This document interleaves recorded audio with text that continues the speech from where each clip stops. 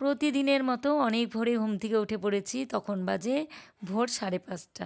ঘুম থেকে উঠে বাসি কাপড় চেঞ্জ করে চলে এসেছি রান্নাঘরে। গ্যাস ট্যাসগুলো আগের দিনেই মুছে রেখেছিলাম, তারপরে আজকে আবার আরেকটু সকালবেলা ভালো করে মুছে নিলাম।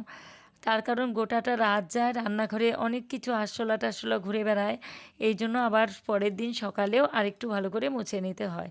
তো আটা মেখে নিয়ে এবারে যে রুটি বানিয়ে নিচ্ছি, আরেক পাশে বসিয়ে দিয়েছি ভাত। তো ছেলে ভাত খেয়ে যাবে আর রুটিটা লাঞ্চের জন্য নিয়ে যাবে। দুপুরবেলা রুটি আর এগ কারি খাবে বলেছিল আগের দিন রাতেই আমাকে। তো আমি সব কেটে টেটে রেডি করে রেখে দিয়েছিলাম আগের দিন রাতে, যাতে আমার খুব তাড়াতাড়ি আমি ভোরবেলা ঘুম থেকে উঠে বসিয়ে দিতে পারি। তাছাড়া পরের দিন আমি কেটে করলে একটু লেট হবে, এই জন্য আগের দিনই সব গুছিয়ে রেখেছিলাম। তো ভাত নামিয়ে ফেলেছি, রুটি ভাজাও কমপ্লিট হয়ে গেছে। এবারে আমি এই যে আলু ভাজা করছি, রসুন কুচি করে দিয়েছি এর মধ্যে। তো ছেলে না এভাবে আলু ভাজা খেতে ভীষণ ভালোবাসে। আর এই যে ক্যাপসিকাম টমেটো পেঁয়াজ দিয়ে এগ কারি করছি, এভাবেও পছন্দ করে। তো বলেছিল এভাবে বানানোর জন্য। তো ভাতটা ওপর দিয়ে দিয়েছি, আমার রুটি ভাজাও কমপ্লিট হয়ে গেছে।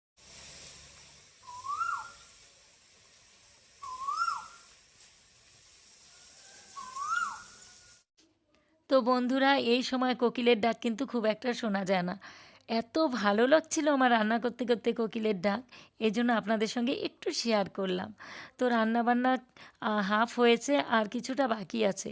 তো এখন ঘরটা মুছে ফেলছি, ছেলের খাওয়া দাওয়া কমপ্লিট, ওর টিফিন গোছানো হয়ে গেছে। এবারে ও রেডি হয়ে নিয়েছে বেরোনোর জন্য। ও বেরিয়ে গেছে, তারপরে আমি এই যে বিছানাটা তো অনেক আগেই তুলে ফেলেছি, ও যাওয়ার আগে বাসি বিছানা তোলা ঘর মোছা সব কমপ্লিট মোটামুটি হয়ে গেছে। এবার এই যে চাদরটা একটু ঝাড় দিয়ে নিচ্ছি, মানে অনেক সময় একটু ধুলোবালি নোংরা পড়তে পারে উপর থেকে, এই জন্য আবার একটু ঝেড়ে মানে টান টান করে নিলাম। আপনাদের দাদা ভাই এই যে এদিক দিয়ে হেঁটে গেল। এবার তারপরে চলে এসেছি বাড়ির ভেতরটাতে। এত সুন্দর ফুল ফুটেছে, মানে ঘুম থেকে ওঠে না ফুলগুলো দেখলে না মনটা একদম ভরে যায়। আর আমাদের পেছনটাতেও ফুল ফুটেছে, কিন্তু সেখানে যেতে পারছি না। তো আমার আরও একটু রান্না বাকি আছে, এই জন্যই ভাবলাম এতটুকুই শেয়ার করি। তো বাড়ির চারদিকটা দেখাতে গেলে অনেকটা সময় লেগে যায়। কি দারুণ লাগছে না, পেঁজা তুলোর মতো মেঘগুলো সব ভেসে আছে, আর ফুলগুলোর কত সুন্দর কালার। এই যে প্রজাপতিটা বসছে, ফুলের মধু খাচ্ছে আর উড়ে উড়ে চলে যাচ্ছে, দারুণ লাগছে। এই জন্য একটু শেয়ার করলাম আপনাদের সঙ্গে। আপনাদের কেমন লাগে আমার এই ফুল গাছগুলো দেখতে অবশ্যই কিন্তু কমেন্টে জানাবেন। এবারে চলে এসেছি রান্নাঘরে, আর এরপরে মুসুরির ডাল বসিয়ে, মানে ডাল সেদ্ধ করা হয়ে গেছে, কাটা দেওয়া হয়ে গেছে ডালে। এবারে সম্বাদ দিয়ে দিচ্ছি ডালটা। আপনাদের দাদাভাই কিন্তু ডাল খেতে ভীষণ ভালোবাসে। তো এই যে এবারে ডাল সম্বাদ দিয়ে দিলাম। ডালটা আমাকে করতে বলেছিল জন্যই যে মুসুরির ডাল করে নিলাম, আর তার সঙ্গে করব বেগুন ভাজা। তো বেগুন কেটে হলুদ লবণ মাখিয়ে রেখেছি। তো এই যে ডালের মধ্যে কয়েকটা চেরা কাঁচা লঙ্কা দিয়ে নিলাম। তো চেরা কাঁচা লঙ্কা দিলে না ডালের সেন্টটা একটা অন্যরকম হয়। এবারে এই যে বেগুন ভাজা বসিয়ে দিলাম ডালের সঙ্গে। তো এবারে এই যে বেগুন ভাজাটা নামিয়ে নিয়ে ডিমের পোচ করে নিচ্ছি। একটা ডিমের তো কারি করেছি, ছেলেকে নিয়ে গেছে আর আমাদের জন্য আছে, আর গতকালের একটু মাছের ঝোল রয়েছে।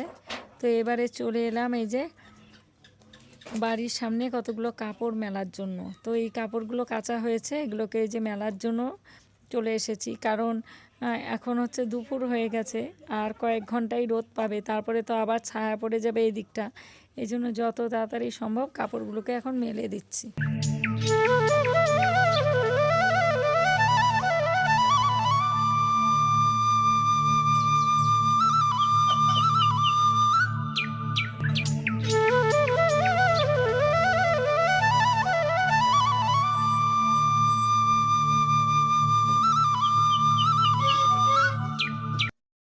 শুভ দুপুর বন্ধুরা। দুপুরে খাওয়া দাওয়া করে চলে এলাম বাড়ির ভেতরটাতে। এই সময়টা না উঠোনটাতে যে ছায়া পড়ে যায়, আর বেশ ভালো লাগে এই সময়টা এই জায়গাটা দাঁড়াতে। কিন্তু মশা আছে, প্রচুর মশা, মানে ফুল গাছের থেকেই মশা বেরোয়, মশা কামড়াচ্ছে। তাও দাঁড়িয়ে আছি এখানটা দেখানোর জন্য যে কি ভালো লাগে না। ওই দিকে আরও আছে ফুলের গাছ, আর এই যে একটা, এটার মধ্যে অনেক ফুল ফোটে, সব তোলা হয়ে গেছে, পুজো দেওয়ার সময় তুলে নিয়েছি। আর এইদিকে এই যে বেলি ফুল গাছ টাছ তো আছে, এগুলোতেও ফুল ফুটছে সুন্দর সুন্দর। সকাল থেকে আপনাদের সঙ্গে কোনো মানে সামনাসামনি এসে কোনো কিছু শেয়ার করতে পারিনি, কারণ সকাল থেকে না এতটাই ব্যস্ত ছিলাম যে একটু সামনাসামনি এসে কথা বলবো সেটাও পারিনি। এই জন্য ভাবলাম না একটু সামনাসামনি এসে কথা বলি, এই জন্য এই যে চলে এসেছি এখানে ফুল গাছের এখানটায়। আর আমাদের বাড়ির কলাগুলো অনেকটা বড় হয়ে গেছে, আর 2-4 দিন পরে পেড়ে রাখতে হবে, নাহলে পাখি খেয়ে ফেলবে। পেঁপেগুলো সব খেয়ে ফেলছে পাখি। আর ওই যে উঠেছি ভোর 5:30টায়, উঠে তারপরে রান্না বান্না সব কমপ্লিট করলাম। ছেলেও চলে গেল ওর কাজে, আর এই জন্য তাড়াহুড়ো করে ওকে রান্না করে দিতে হলো। ভাত খেয়ে গেল, রুটি নিয়ে গেল। তারপরে তো আপনাদের দাদাভাই বেরিয়ে যায়, দুজন যায় তাড়াহুড়ো করে, মানে সকালে ভোরে উঠলে হয়ে যায় কাজগুলো সব। তার মধ্যে আমার তো ভিডিও থাকে, আর যতটা পারি তাও শেয়ার করার চেষ্টা করি সব কিছু। সব সময় তো সব কিছু দেখানো সম্ভব হয় না এত তাড়াহুড়োর মধ্যে, তাও যতটা পারি আপনাদের সঙ্গে শেয়ার করার চেষ্টা করি। ওই যে দেখুন এই জায়গাটা রোদ, পুরো রোদটা মানে মুখে লাগছে, আবার ওই দিকটাতে ছায়া, পাখি ডাকছে, আর একটু আগে ঢাক বাজছিল এখানে। তো চলুন ঘরে যাই, মশা কামড় দিচ্ছে খুব। দেখেছেন কি পাখি ডাকছে? এই সময়টা ভালো লাগে, এই জায়গাটা দেখুন কি সুন্দর। চলুন ঘরে যাই, আর মশার কামড় খাওয়া যাবে না, অনেকগুলো অলরেডি কামড় দিয়ে দিয়েছে।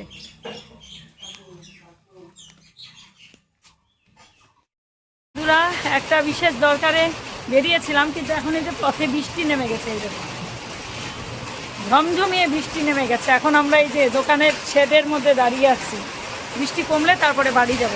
আর এখানে এই যে কাঁঠাল চাপা ফুলগুলো কি দারুণ লাগছে, দেখাচ্ছে কি দারুণ লাগছে না ফুলগুলো। ওই যে ওই গাছটাতেও দেখুন, এই যে দেখুন কি দারুণ।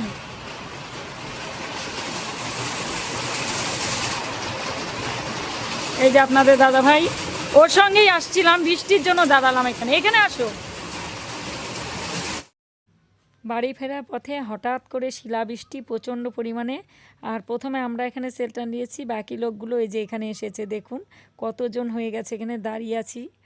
এখন বৃষ্টিটা অনেকটা ধরে এসেছে, এই যে আকাশটাও অনেকটা নীল হয়ে গেছে, অনেকটা কমেছে। আর এখানে যারা ছিল আমাদের সহযাত্রী, অনেকজন ছিল এই জায়গাটা, সবাই একে একে বেরিয়ে পড়লো। আমরাও এখন যাওয়ার জন্য গন্তব্যে মানে চেষ্টা করছি, কিন্তু এখনও যেহেতু ঝিরিঝিরি পড়ছে তাই আমরা এখনও দাঁড়িয়ে আছি। শিল পড়ছিল, অনেক শিল পড়ছিল, গুড়ি গুড়ি গুড়ি গুড়ি শিল। মশা আমাদের খেয়েই ফেলবে, এত মশা এই জায়গাটায়। দাঁড়িয়ে আছি অনেকক্ষণ থেকে না, আর এই যে পাশের এই জঙ্গলগুলোর থেকে প্রচণ্ড পরিমাণে মশা আসছে। তো চলে যাবো, আর বেশিক্ষণ থাকবো না, রওনা দিয়ে দেবো, যেহেতু কমে গেছে অনেকটা। আর এই কাঁঠাল চাপা ফুলগুলোকে আমি এতক্ষণ তুলছিলাম। আর একটা পাখি ওয়ালের উপরে বসেছিল অনেকক্ষণ, মানে গাছের নিচে, বৃষ্টির জন্য উড়ে এসে বসেছিল। কি যাবা এখন? চলো, এখন অল্প অল্প পড়ছে, এখন বাড়ি চলে যাব। অনেকক্ষণ দাঁড়িয়েছিলাম এখানটায়, অনেকটা নীল হয়ে গেছে এখন আকাশ। তো আমরা এই যে বাড়ি যাচ্ছি, আর এখানে জয় শ্রীরামের ঘর বানিয়েছিল, এই যে সবাই এখন ফিরছে বাড়িতে, সবাই আটকে ছিল এতক্ষণ বৃষ্টির জন্য। তো বন্ধুরা, আজ বাড়ি যেতে যেতে এই ব্লগটা এখানেই শেষ করছি। দেখা হচ্ছে পরবর্তী ব্লগে। সবাই ভালো থাকবেন, সুস্থ থাকবে। দেখা হচ্ছে আবার পরবর্তী ব্লগে।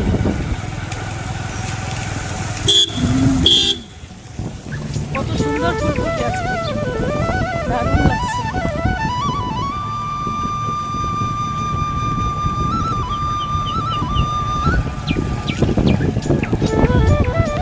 সব গাছে গাছে ফুল, কৃষ্ণচূড়া ফুল, এই সময়টা অনেক ফুল ফোটে গাছে। আর এই হলো বজরংবলীর মন্দির, এই যে দেখুন বজরংবলীর মন্দির।